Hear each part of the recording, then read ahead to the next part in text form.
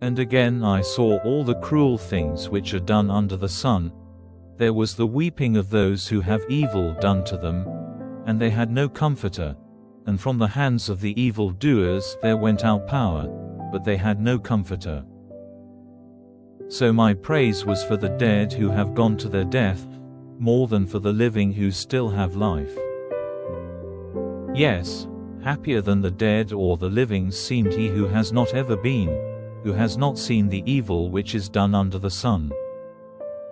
And I saw that the cause of all the work and of everything which is done well was man's envy of his neighbor. This again is to no purpose and a desire for wind.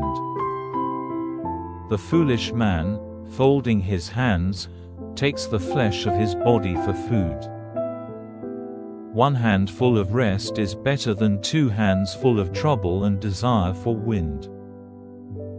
Then I came back, and I saw an example of what is to no purpose under the sun.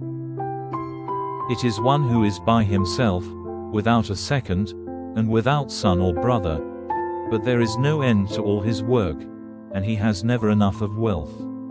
For whom, then, am I working and keeping myself from pleasure? This again is to no purpose, and a bitter work. 2 are better than 1, because they have a good reward for their work.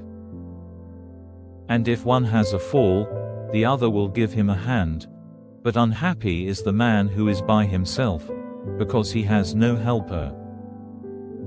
So again, if 2 are sleeping together they are warm, but how may one be warm by himself? And 2 attacked by 1 would be safe, and 3 cords twisted together are not quickly broken. A young man who is poor and wise is better than a king who is old and foolish and will not be guided by the wisdom of others. Because out of a prison the young man comes to be king, though by birth he was only a poor man in the kingdom. I saw all the living under the sun round the young man who was to be ruler in place of the king. There was no end of all the people, of all those whose head he was, but they who come later will have no delight in him. This again is to no purpose and desire for wind.